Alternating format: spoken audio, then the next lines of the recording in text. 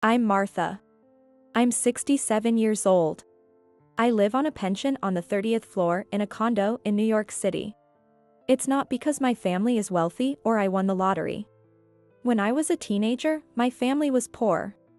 Since my younger siblings were still small, I started working at a sewing factory near our home, right after graduating from junior high to help support the family. At that time, it wasn't uncommon to start working right after junior high. The sewing factory I worked at mainly handled women's underwear. As times changed, women's social advancement progressed. And women's underwear evolved from something to hide the body to fashionable items that could be shown off. The demand grew for a variety of underwear, from comfortable, everyday pieces that didn't squeeze the body, to luxurious ones meant for special occasions, and even shapewear to ease insecurities. By then, I had become an experienced worker, suggesting ideas unique to women, and I received several awards from the company president. When I started working, Mr. Smith, the president, looked like a guy working at the old neighborhood factory, but before I knew it, he was wearing high-end brand suits. I got married late, in my 30s, and had my son, Tyler. My siblings grew up and became self-sufficient, giving us financial stability, but I continued working at the sewing factory. Above all, I loved that job. When the company decided to go public, Mr. Smith offered me the chance to buy shares since I had been with the company for a long time. Those shares eventually soared in value, and that's how I came into a lot of money. Our family of 3 lived happily in a 2-bedroom apartment, but after discussing it with my husband, we decided to buy a new condo as our forever home. However, before the condo was completed, my husband passed away from an illness. This place feels too spacious. Living here with just the 2 of us feels lonely, I said to Tyler, gazing at the cityscape from our new room. Then he said something unbelievable. "Mom, I'm not planning to leave our current apartment." Could that really be? When I pressed him for a reason, he reluctantly confessed, "Mom, I'm afraid of heights." I had no idea he was afraid of heights. If I had known, I would have chosen a lower floor. "Why didn't you tell me before we decided?" I asked, feeling frustrated. "It was something you and Dad decided, right? You both wanted to live here, so I thought it was fine. I never imagined Dad would pass away so soon." I truly felt the same way. We both ended up feeling sad. In the end, Tyler never moved into the condo and stayed alone in the apartment, where we had lived as a family. I lived alone in the condo for a while, but eventually, I felt so lonely that I decided to move back to the 2-bedroom apartment, filled with memories of my late husband, and live with Tyler again. Isn't it a waste? Why not rent it out to someone? Tyler suggested, but I'm not in need of money. I thought that if Tyler ever got married, I, as his future wife's mother-in-law, could move into the condo. But he, who is now 35, shows no signs of getting married anytime soon. Marriage doesn't necessarily mean happiness, but I can't help but think it would be better for him to have a family after I'm gone, so he won't be all alone without siblings. And, I admit a bit, I'd like to see my grandchildren's faces. I haven't told Tyler this because it's my selfish wish.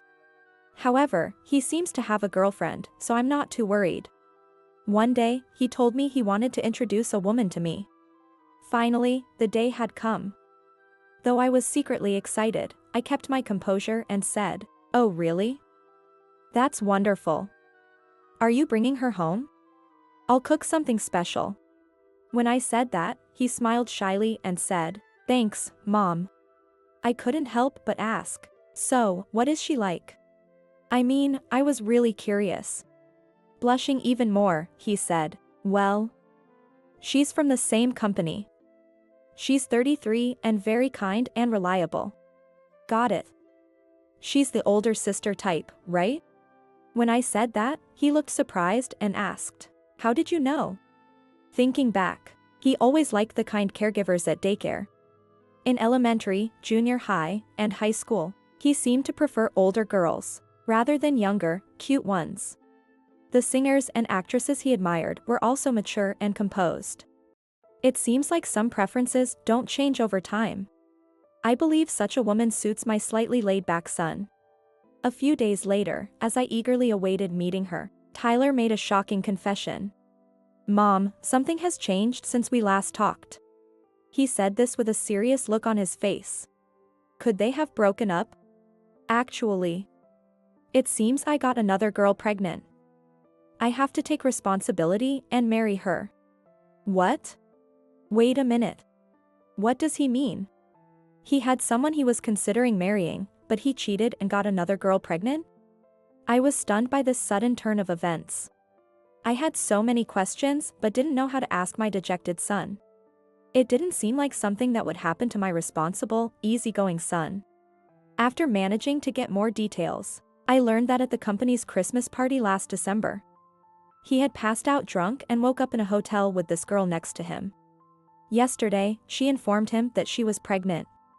Indeed, he isn't strong with alcohol. He falls asleep quickly after drinking, which I know well. It's not unheard of to hear stories about losing memory after drinking, so I couldn't dismiss what happened to him. "Do you like her?" I asked. "I don't know. I've never thought about it," he replied. "And what about the woman you wanted to introduce to me initially? Did you explain to her?" It was difficult to ask, but I needed to know. I apologized on my knees and got her forgiveness. My son looked very distressed as he said this. Oh, what a situation. Anyway, he's bringing the pregnant girl over next Sunday. I didn't know if I should be angry or sad. Should I be happy about suddenly having a grandchild? I wasn't sure. Should I move out if you two are getting married? I've heard that many brides don't want to live in a house with just the mother-in-law and husband. But Tyler said, no, she's young and probably anxious, so can you stay and help out for a while?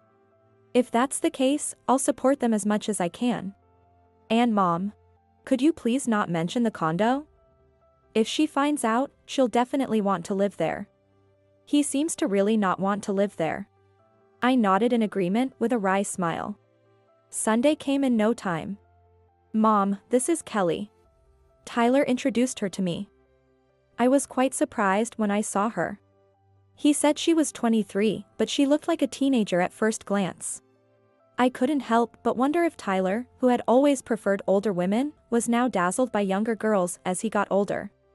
It was such an unexpected thought that I couldn't help but consider it. Kelly was a very cute girl with big eyes, but when introduced, she only gave a slight smile and seemed somewhat sullen. I also noticed she was constantly looking around the room as if inspecting it. I shouldn't think of her like that. I wondered if this is what people call being a nosy mother-in-law. I never thought I would be like this, but not having a good impression of the woman Tyler brought might indeed be a sign of that instinct. Kelly, I'm Tyler's mother. I don't know what to say about all this, but I'll support you, so please let me know if you need anything. I said with a smile. Kelly only responded with a half-hearted, yeah. She barely touched the homemade food I had carefully prepared, and didn't offer any comments on it. I hate to say it, but her way of using cutlery was terrible too.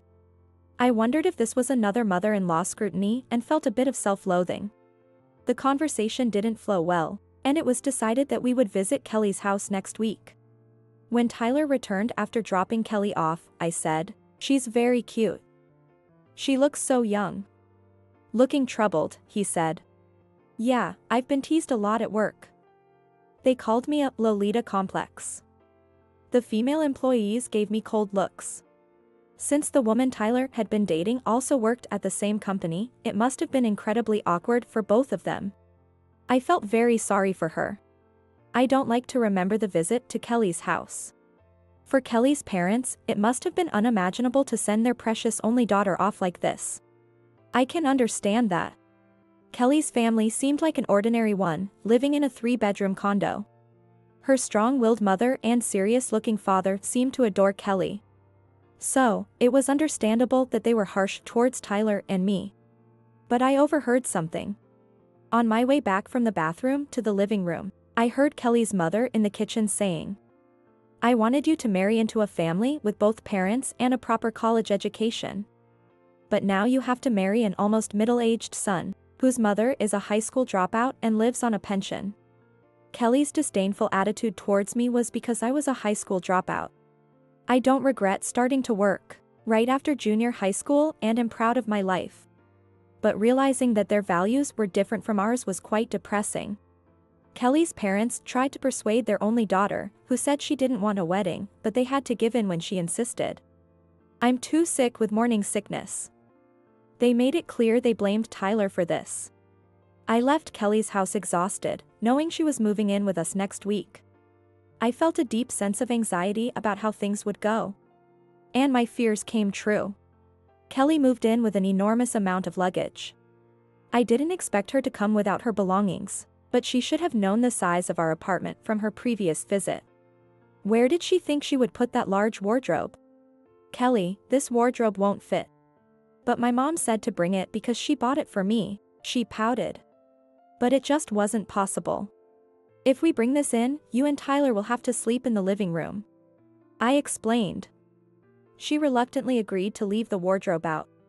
However, it wasn't just the wardrobe. She had a huge amount of clothes, bags, and shoes, all of which were designer brands. I was amazed that her doting parents had bought her all these things. Wow, most of this is designer brands, right? I remarked. It's normal. Don't you have any? She asked indifferently. Not really, I never had much interest. It wasn't out of bitterness, but Kelly gave a smug look and said, I thought so, with a sneer. There was no space to store all those designer items.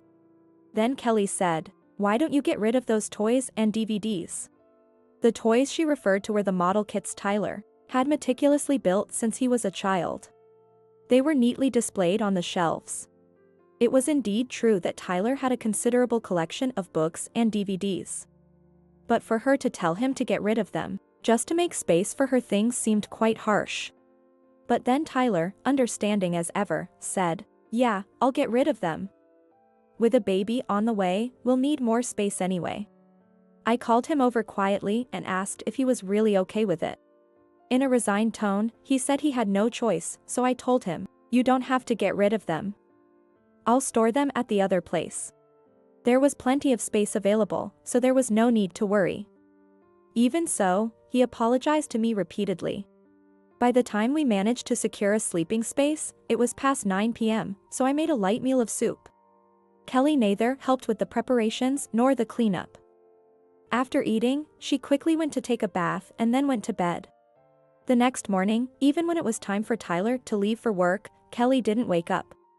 Tyler ate the breakfast I made and said, she's having a tough time with morning sickness, so please take care of her, and left. Kelly finally got up after 10 a.m. Looking at the breakfast laid out on the table, she said, gross. I can't eat this. I couldn't understand what she found gross or why she couldn't eat it. She muttered, oatmeal. I see. She just didn't like it. Would you prefer bread? I'll make that from tomorrow. I offered. She ordered. I hate oatmeal. Just looking at it makes me sick. Can you please get rid of it? She didn't say anything like, I'm sorry you went to all this trouble, or I'm not good with it, sorry, or I'll make breakfast next time. Is this just me being a mother-in-law? Would she see me as a mother-in-law trying to force her to eat what she hates? It's not breakfast time anymore. What would you like for lunch? Trying to change the mood, I asked, and she said, I'm going out, so I don't need lunch. And she promptly went to the bathroom to put on makeup and get ready to go out. I sighed, thinking, wasn't she supposed to be suffering from morning sickness? As I wrapped up her untouched breakfast to have for my lunch. The next afternoon, I told her, I'm going to the community center by the station. Could you handle dinner, please? She responded, huh? You're on a pension and you go to a community center? Actually, I teach sewing at the community center twice a week. I use the skills I acquired in the sewing factory to teach sewing. Tuesdays are for beginners who have never touched a sewing machine. Fridays are for more advanced students who can make clothes using patterns. No, I'm not going there to learn. I teach sewing classes. I explained. She looked surprised for a moment, then sullenly said, Wow, even a high school dropout can be a teacher. I knew she had those kinds of values, but her words still hurt. They carried a deep malice. When I got home that evening, there was a delivery pizza on the living room table. Kelly went out 2 or 3 times a week to shop, meet friends, or go to the salon, and she didn't do any housework. When she was home, she stayed in her room playing on her phone or sleeping. Sometimes she wasn't home even when Tyler came back. We would get a call on his phone saying she was staying at her parents' house and wouldn't be back. If she told me beforehand, I wouldn't worry, and we wouldn't waste dinner. That way, there would be no need to worry, and dinner wouldn't go to waste. Maybe she found it hard to say she was going back to her parents' house so soon after moving in. He said. But this happened several times. Once, I overheard her talking to a friend on the phone. Can you believe it? She teaches sewing, but her taste is so outdated. It's a hassle for the students. She's probably desperate because she can't live on her pension. She said, laughing. I felt incredibly sad. Even so, I wanted to get along with her and was willing to make an effort. I never told Tyler any of this, but sometimes he worried and asked, Mom, are you okay? You seem a bit down. His concern made me both happy and sad. I felt sorry for not getting along with Kelly. One time, I decided to surprise her with a present. It's a handmade maternity dress. I had consulted with some young women in my class, and they assured me, she will absolutely love this. I will never forget Kelly's reaction when she opened the package and unfolded the dress. What is this?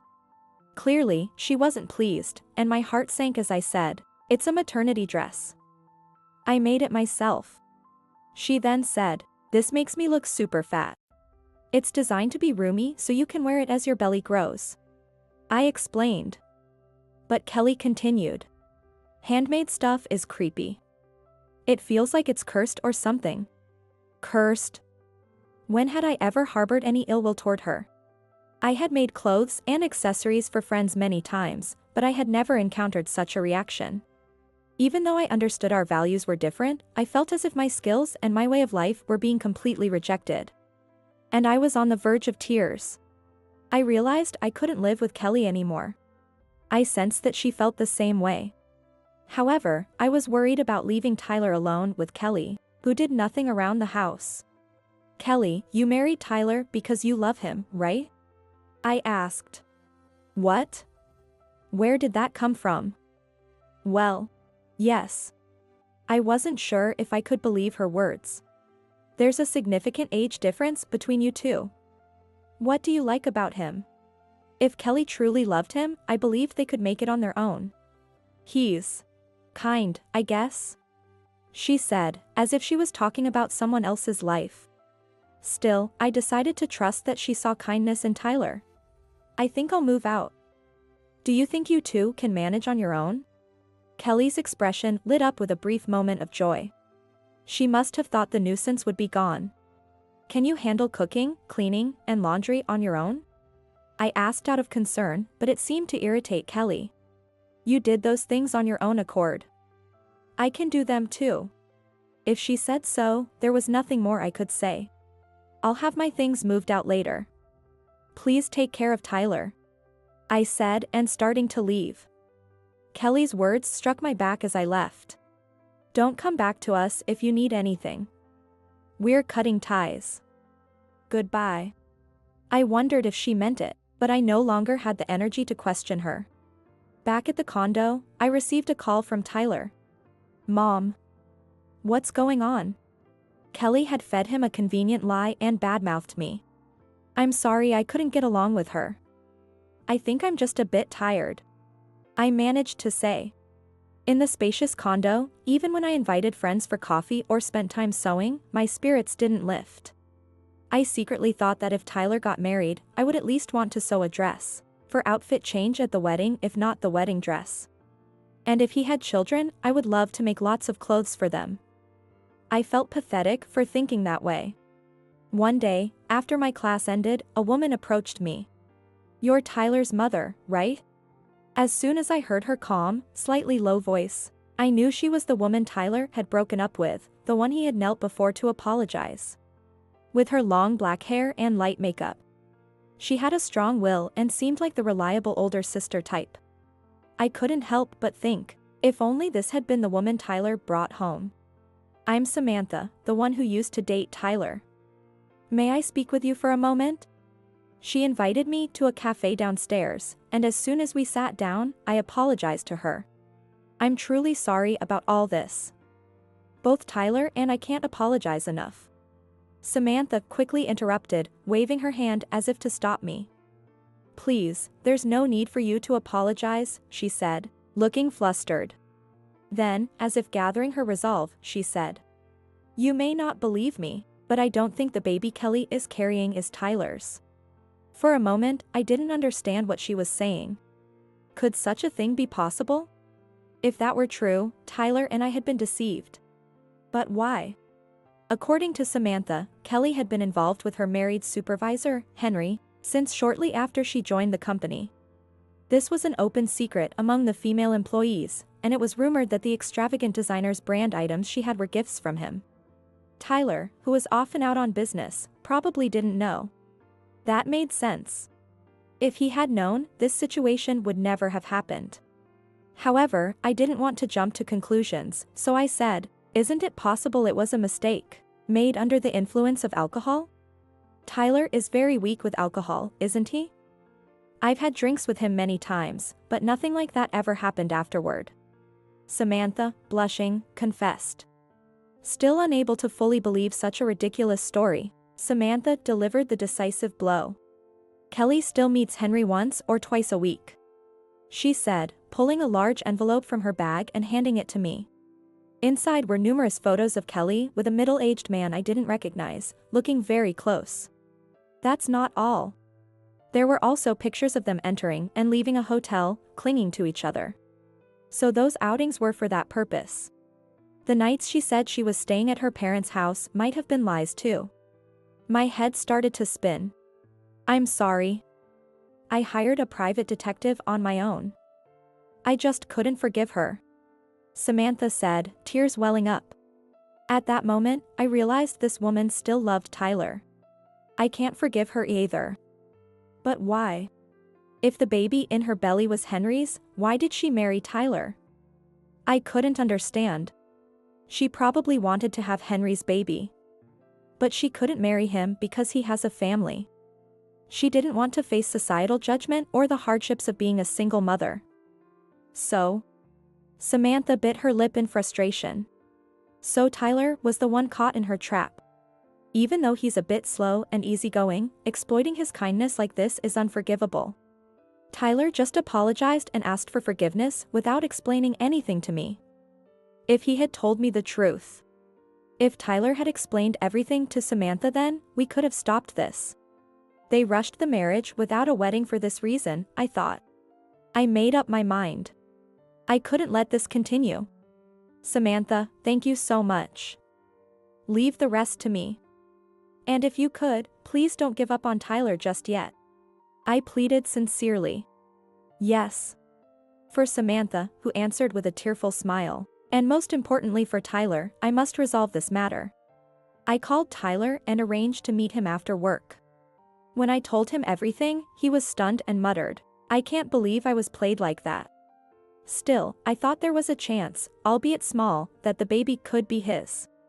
He might have developed feelings for her since they were already married. However, when Tyler said, Well, we haven't been intimate even once since we got married, I felt both pathetic and relieved. And how's Samantha? Is she okay? She's so daring, he said. He clearly minds Samantha. To be happy with Samantha, you need to steel yourself, I said. He nodded firmly in agreement. A few days later, Tyler brought Kelly to my house. He had invited her to have dinner at the condo near the station, and she had eagerly agreed. The first 3 floors have shops, and you can find almost anything you need there, including famous restaurants. Kelly thought they were going to eat at one of the restaurants, but when Tyler headed for the residential elevator instead, she panicked and said, Where are we going? What are you doing? Welcome. Please come in. I greeted them, dressed a bit more elegantly than usual and wearing some chic jewelry. Even after stepping inside and seeing me, Kelly seemed to have no idea what was happening. "Ah. Tyler, your things are over there." I pointed to a corner of the spacious living room where his collection was displayed. Finally, Kelly realized where she was and confronted Tyler. "No way. Seriously? What's going on? Why is she living in a condo?" He replied casually, "Because this is the apartment my mom bought." Kelly's eyes sparkled instantly. She ran to the window, opened the curtains, and sighed at the cityscape spread out below. "Wow. What are you, Martha?" she asked in a sweet voice I had never heard before. "Yes, I bought this condo." "It's strange, isn't it? For an old lady with just a junior high school education, and living on a pension to be able to live here?"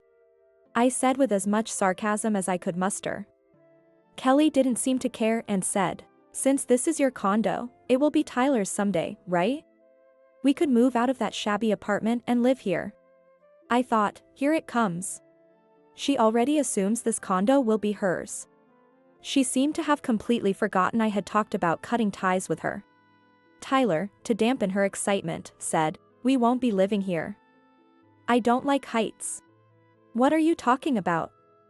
"If you don't want to live here, I will," Kelly shouted. "That's not possible either. You won't be his wife or my daughter-in-law anymore," I said. "What are you talking about? Tyler got me pregnant. I had to quit my job because of him. Isn't that ruining my life?" she retorted fiercely. "You're the one trying to ruin my life," Tyler said calmly, spreading out the divorce petition and the photos of Kelly with Henry. "What? Wait a minute. What is this?" Kelly stammered, trying to deny the undeniable evidence. But, the baby is your child. I have rights," she insisted. "The child might have rights, but you, who committed infidelity, don't," Tyler replied coolly. "If the DNA test proves the child is mine, I'll pay child support and alimony. And if you can't raise the child, I'll take custody." Of course, I was fully prepared to support this as well, although I doubted that would be the case. Finally realizing it was useless to argue, Kelly glared at us with resentment, took the divorce petition, and left the room. It left a bitter aftertaste, but I felt we could finally regain our lives. The next day, we received a strong complaint from Kelly's parents, but when we explained the facts with evidence, they were deeply shocked. Despite this, they decided to take care of their daughter and grandchild at their home. Later, Kelly gave birth and reportedly went to Henry's office, baby in hand, demanding marriage. The scandal reached the bosses, and Henry was demoted and transferred to a remote location. His wife filed for divorce and demanded alimony. Henry's situation was self-inflicted, so there was no sympathy. Yet, Kelly followed him. The only truth was that she loved Henry. I hope the child, who was once supposed to be my grandchild, finds happiness. Though I fear Kelly might bring misfortune wherever she goes. As for Tyler, he and Samantha reconciled and, just recently, he formally proposed marriage to her, and she accepted. The proposal was quite awkward, with Tyler saying, "I've got a divorce behind me, but will you marry me?" Since they are both over 30, they say they want a modest wedding. But I said, a secret marriage is out of the question. Besides, it's been my dream to sew a dress for the bride's reception. When I boldly expressed this, Samantha was overjoyed. However, the problem for their new home was Tyler's fear of heights. He said, "If I keep the curtains closed and don't look outside, I can manage." But he still seemed uneasy and I felt sorry for him. Currently, Tyler, Samantha, and I are considering buying a new room on a lower floor to replace the current one. Although I love the view from the 30th floor, their happiness is more important. It seems the day I will meet my real grandchild is not too far away.